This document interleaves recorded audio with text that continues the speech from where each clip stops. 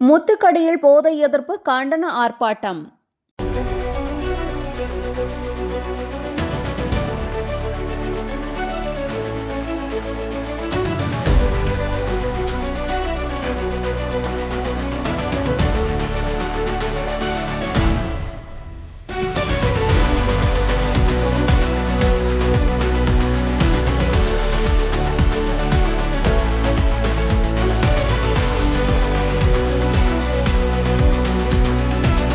ராணிப்பேட்டை மாவட்டம் முத்துக்கடை பேருந்து நிலையத்தில் பாஜக இளைஞரணி சார்பில் மாபெரும் கண்டன ஆர்ப்பாட்டம் நடைபெற்றது. போதைப் பொருட்களை கட்டுப்படுத்தாத திமுக அரசை எதிர்த்து கோஷங்கள் எழுப்பப்பட்டன. இளைஞரணி மாவட்ட தலைவர் ஜீவானந்தம் தலைமையில் முன்னாள் வேலூர் மேயர் காத்தியாயினி உள்ளிட்டோர் கலந்து கொண்டனர். 100க்கும் மேற்பட்டோர் ஆர்ப்பாட்டத்தில் பங்கேற்றனர். செய்தியாளர் செந்தில்குமார். தமிழகத்தினுடைய இளைஞர்களுடைய வாழ்க்கையை மிகப்பெரிய கேள்விக்குறியாக இன்று ராணிப்பேட்டை மாவட்டத்தில் ராணிப்பேட்டை நகரத்தில் 1.5 கோடி தொண்டர்கள் வணங்குகின்ற ஆலயமாய் கழகமே கோயில், அம்மாவே தெய்வம், இந்த தமிழகத்தை எங்களுடைய மாநில பொதுச் செயலாளர்களுக்கும் நன்றி நன்றி நன்றி.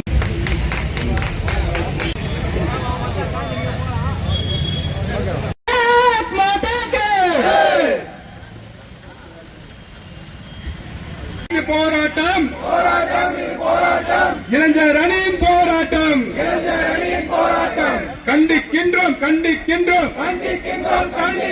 சின்னவரின் ஆட்டம் பப்பில்லா, தமிழக மக்களின் ஆட்டம் பப்பில்லா, சின்னவர் ஆட்டம் பப்பில்லா.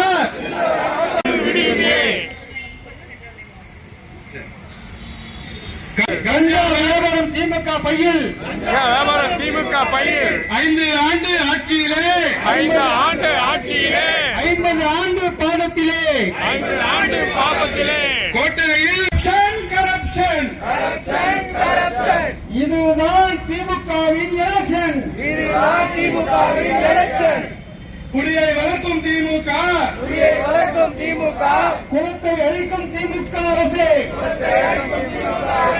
என்ன ஆச்சு என்ன ஆச்சு? வாய் சவுடல் பொய்யா போச்சு, வாய் சவுடல் பொய்யா போச்சு. இளைஞர் பட்டாளம் வீதியிலே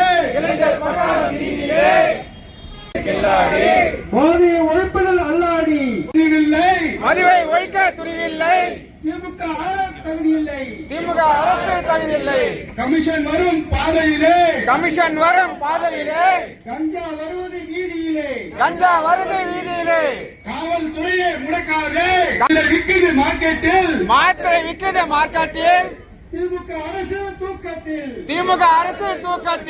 திமுக கையில் ஆட்சியா, மக்கள் கையில் மதுவே சாட்சி. பேச்சு போதும் செயல் வேண்டும், போதை ஒழிப்பது இப்பவே வேண்டும். இளைஞர்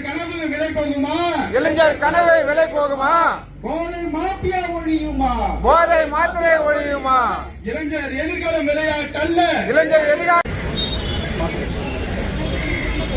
இளைஞரணி சார்பாக கஞ்சா ஒழிப்பை கண்டித்து நடைபெறுகின்ற இந்த கண்டன ஆர்ப்பாட்டத்திற்கு தலைமை பொறுப்பினை ஏற்று நடந்து கொண்டிருக்கின்ற இளைஞர் முன்னாள் வேலூர் மாநகர் மேயரும் பாஜகவுடைய பொதுச் செயலாளருமான அரும சகோதரி காத்தியாயினி அவர்களே, மாதாக்கு வந்தே மாதரம், வந்தே மாதரம், ஒன்றே ஒன்றே. ஒரு எதிரி எதிர்காலத்தை அழித்துக் கொண்டிருக்கின்றான் என்றால் அது போதை என்கின்ற அரக்கன். யாரால் இந்த எதிர்கால சங்கதிகளுடைய வாழ்க்கையை முளைவிட்டு முளைக்கின்ற முன்னதாகவே தன்னுடைய சுய லாபத்திற்காகவும் மக்கள் மீது எந்த ஒரு அக்கறையும் இல்லாமல் தான் வாழ்ந்தால் மட்டும் போதும், தன் குடும்பம் வாழ்ந்தால் மட்டும் போதும் என்றே இந்த போதை அரக்கனை முழுமையாக தமிழகத்தில் உலாவர செய்கின்ற ஒரே கட்சி திமுக என்னும் தீய சக்தி தான். இதை நாம் மறக்க முடியுமா? இல்ல மறுத்து தான் முடியுமா? பல ஆண்டுகளாக திராவிட மாடல் ஆட்சி அமைந்திலிருந்து என்னவென்றே இதுவரைக்கும் கணக்குகள் எடுத்தீங்கன்னா கிட்டத்தட்ட 2022ல 1,97,000 வழக்குகள் பதிவாயிருக்கின்றது. 2023ல இந்த போதையினால பாதிக்கப்பட்டு மரணங்கள், விபத்துகள், குடும்ப சீரழிவுகள்